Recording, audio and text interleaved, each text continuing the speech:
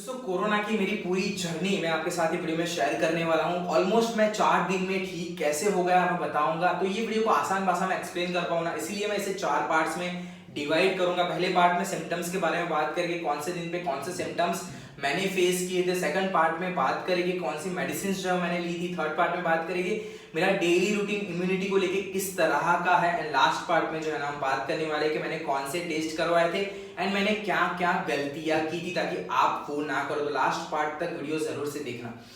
Start करता है symptoms से। तो मुझे डेट याद है 26 अगस्त के दिन जब रात हुई थी ना, तो मुझे गले में काफी ज्यादा जलन होना स्टार्ट हो गया था, बहुत ज्यादा थी। लेकिन मुझे ऐसा लग रहा था कि 25 को मैंने ज्यादा आइसक्रीम कंज्यूम किया था, उसकी वजह से शायद से ये हो रहा है। लेकिन 27 को ये सिम्टम्स काफी ज्यादा बढ़ गए थे।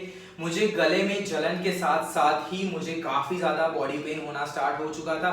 उसके साथ साथ मुझे काफी ज्यादा फीवर भी आने लगा था। तो उस दिन मैंने मेरे कजिन डॉक्टर से कंसल्ट करके मेडिसिन लेना स्टार्ट कर दिया था। 27 नाइट को फर्स्ट डोज, 28 के 3 डोजेस एंड उसके बाद 29 को मॉर्निंग में जब मैंने लास्ट डोज लिया तो मैं ऑलमोस्ट जो है वो रिकवर हो चुका था और मुझे कोई भी मेजर सिम्टम्स नहीं दिख रहे थे। लेकिन 27 से लेकर 28 तक मुझे फीवर काफी ज्यादा था, उसके अलावा बॉडी पेन भी काफी ज्यादा था। तो मैं मेडिसिन ले लेके भी वीडियो रिकॉर्ड कर रहा था। लेकिन 29 को जैसे ही मैं रिकवर हुआ ना, मेरी वाइफ की तबीयत काफी ज्यादा खराब हो गई। तो हम दोनों एक रूम में आइसोलेट हो गए क्योंकि कहीं ना कहीं अब हमें लग रहा था उस टाइम कि हाँ कोरोना हो सकता है। उससे भी 2-3 दिन सिमिलर मेडिसिन पे ही रखा गया था और उसके बाद भी वो रिकवर नहीं हुई। तो फाइनली हमने उसका टेस्ट करवा लिया, उसका रिजल्ट नेगेटिव आया। नहीं पता है किस तरह से नेगेटिव आया, लेकिन एक गलती हमने की थी, वो लास्ट पार्ट में मैं आपको बताऊंगा कि क्या थी। तो जब उसका रिजल्ट नेगेटिव आया ना, तब कुछ ना कुछ गड़बड़ हमें जरूर से लगी, क्योंकि उसका रिजल्ट जब नेगेटिव आया ना तब हम दोनों के पास सेंस ऑफ स्मेल चली गई थी। मतलब हम लोग जो है वो विक्स इतना पास से भी ट्राई कर रहे थे तो हमें कोई भी स्मेल नहीं आ रही थी, लेकिन वो भी 2-3 दिन में ऑटोमेटिकली आना स्टार्ट हो गई। तो इतने सिम्टम्स हम दोनों ने फेस किए। मेजर सिम्टम्स की बात करूं ना तो काफी ज्यादा बॉडी पेन होता है, ऐसा लग रहा है कि इस तरह से मैं खड़े रह के वीडियो भी नहीं रिकॉर्ड कर पा रहा था और उसी टाइम पे फीवर भी काफी ज्यादा। तो ये 2 सिम्टम्स जो है ना वो काफी मेजर हमने फेस किए। अब बात करते हैं कि हमने कौन सी मेडिसिन ली। तो मेडिसिन में 3 सिंपल मेडिसिन हमने ली थी। एक तो थी एजिथ्रोमाइसिन, जितना मुझे पता है वो शायद से फ्रंटल पार्ट का इन्फेक्शन क्लियर करने में हेल्प करता है। दूसरी थी डोलो 650, वो kind of fever and muscle pain को कंट्रोल करने के लिए है। एंड लास्ट में थी रेबेप्राजोल, जो एसिडिटी अगर होती है काफी ज्यादा डोलो 650 से तो वो लेने को कहा गया था। तो ये 3 सिंपल मेडिसिन पे ही हम लोग थे और एक कफ सिरप दी गई थी अगर जो है वो काफी खांसी आती है तो, लेकिन वो हमने फेस किया ही नहीं। तो इतनी सिंपल मेडिसिन जो है ना हमें दी गई थी।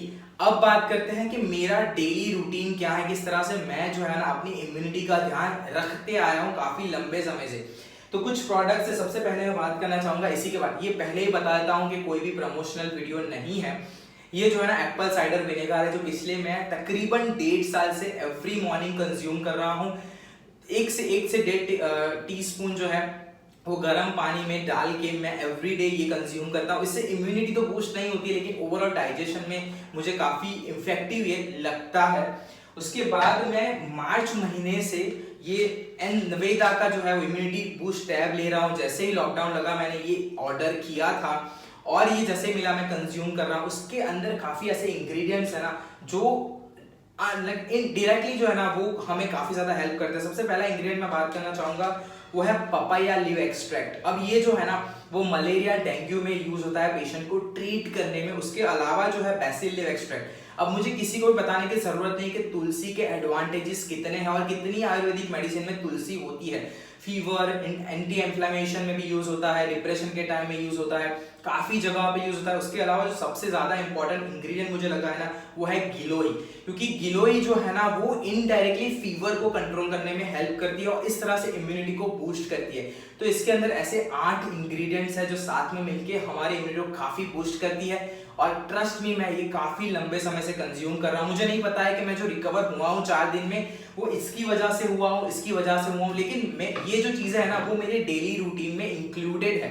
उसके साथ साथ ऐसा नहीं है कि मैं सिर्फ ये चीजों पे डिपेंडेंट हूँ, उसके अलावा भी हम लोगों का एक रूटीन रहा है कि हर रोज सुबह हर रोज शाम को जो है वो हम स्टीम इनहेल करते हैं। स्टीम के अंदर सिंपल चीजें मैं डालता हूँ, अजवाइन डाल देता हूँ उसके साथ साथ बेसिल लीव्स डाल देता हूँ, या फिर मैं अगर वो चीज नहीं डालता हूँ तो मैं विक्स डाल देता हूँ। अगर वो भी अवेलेबल नहीं होती तो सिंपल स्टीम इनहेल कर देता हूँ, वो चीज मैं करता हूँ। और जब ये मेजर फेज चल रहा था तो हम दिन में ये चीज जो है ना वो 3-3 बार कर रहे थे, सुबह दोपहर एंड शाम को। तो ये भी हो सकता है कि इसकी वजह से हम जल्दी रिकवर हुए हो, और ये तो काफी लोग सजेस्ट करते हैं कि आप स्टीम इनहेल करो। तो ये मेरा डेली रूटीन रहा है काफी लंबे समय से। ये जो एप्पल साइडर है ये तो मैं काफी ऑलमोस्ट 1.5 साल से कंज्यूम कर रहा हूँ। ये टैब्स मैं ऑलमोस्ट अभी तो 6 मंथ से कंज्यूम कर रहा हूँ। एंड स्टीम जो है वो हम पिछले 2-3 महीने से कंटिन्यूअसली सुबह शाम जो है ना वो ले रहे हैं। तो ये मेरा रूटीन रहा है in order to improve my immunity. ये जितनी भी चीजें मैंने बताई ना, वो ऐसा नहीं कि डायरेक्टली कोरोना वायरस से लड़ती है हमारे लिए, लेकिन कहीं ना कहीं हमारे बॉडी को वो स्ट्रेंथ देती है ताकि हम जो है ना उससे लड़ पाए।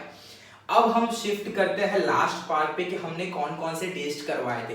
तो सर 29 को जब मेरी वाइफ की तबीयत खराब हुई ना, उस दिन सबसे पहले मैंने सिटी स्कैन करवा लिया, क्योंकि मुझे जो है वो रैपिड टेस्ट पे भरोसा नहीं था। एंड आरटीपीसीआर को आने में 24 से 48 घंटों का समय लगने वाला था, और ऑलरेडी मैंने 3-4 दिन फेस कर लिया था।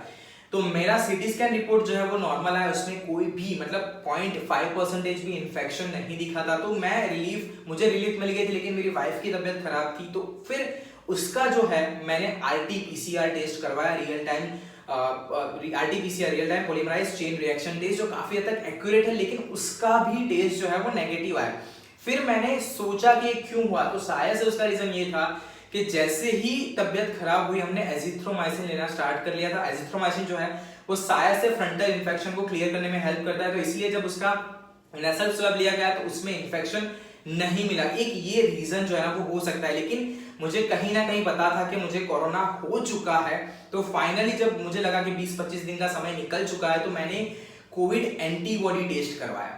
कोविड एंटीबॉडी टेस्ट जो है ना मेरा पॉजिटिव आया। उसका रिजल्ट जो है ना 4 से भी ज्यादा है। अगर 1.4 से ज्यादा है तो उसका मतलब निकलता है कि प्रायर जो है ना आपको कोरोना का इन्फेक्शन हुआ है।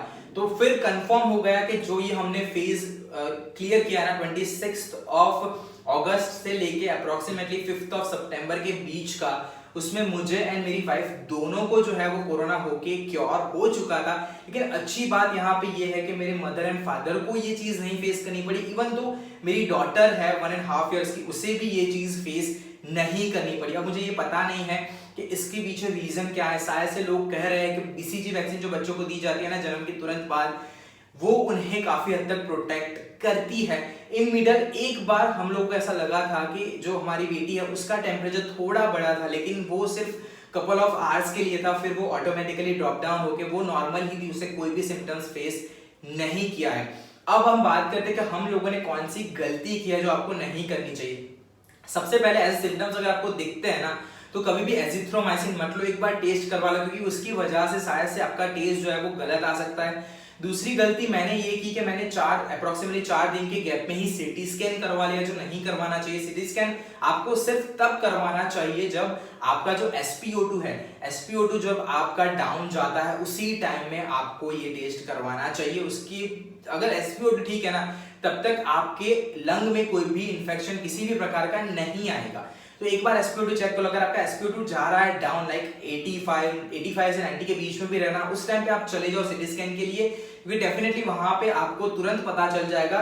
तब की जब हम कंपेयर करें आरटीपीसीआर से, उसमें आपको 24 से 48 घंटों तक वेट करना पड़ सकता है। तो ये 2 गलतियां हमने की थी। सबसे पहले हमने गलती कर दी कि एजिथ्रोमाइसिन ले ली। दूसरी गलती कर दी कि मैंने जल्दबाजी में सिटी स्कैन करवा लिया, वो नहीं करवाना चाहिए। उसके बाद मैंने एक डिटेल वीडियो भी अपलोड किया है टेस्ट पे कि आपको कौन सा टेस्ट कब। मैं जो है ऑलमोस्ट 3 दिन में रिकवर हो चुका था। मेरी वाइफ को रिकवर होने में अप्रोक्सीमेटली 1 वीक का समय लग गया था। मैंने सारी चीजें आपके साथ शेयर की, मुझे क्या सिम्टम्स फेस करने पड़े, मैंने कौन सी मेडिसिन ली, मैं इम्यूनिटी के लिए क्या करता हूँ, और मैंने क्या टेस्ट में गलती की। आशा रखता हूँ ये सारी चीजें आपको ठीक से समझ आई होगी। एंड ये जो गलतियां मैंने की है वो आप रिपीट ना करो, ताकि आपको जो है ना वो जल्दी ट्रीटमेंट प्रॉपरली मिल पाए। हमने घर पे ही आइसोलेट करके अपने आप को ट्रीटमेंट ली थी, और हमें ये भी नहीं पता चला कि कोरोना एक्चुअल में उस टाइम पे एग्जिस्ट कर रहा था हमारी बॉडी में। जब मैंने एंटीबॉडी टेस्ट करवाया ना तब मुझे पता चला। तो अगर आपको भी ऐसा कुछ हुआ है, वो टेस्ट बुक करना चाहते हो ना, तो 10% डिस्काउंट के साथ आपको लिंक डिस्क्रिप्शन में मिलेगी, वहां से बुक कर सकते हो। घर से सैंपल कलेक्ट हो जाएगा एंड ईमेल पे रिपोर्ट आपको मिल जाएगा, कहीं पे भी जाने की जरूरत नहीं है। आशा रखता हूँ ये मेरी जर्नी आपको समझ आई होगी, अच्छी लगी होगी। अच्छी लगी तो वीडियो को लाइक करो, शेयर जरूर से कर दो ताकि ज्यादा लोगों तक ये वीडियो पहुंचे और वो लोग भी ये गलतियां ना करें। अगली वीडियो में आपसे मुलाकात होगी, तब तक के लिए जय हिंद,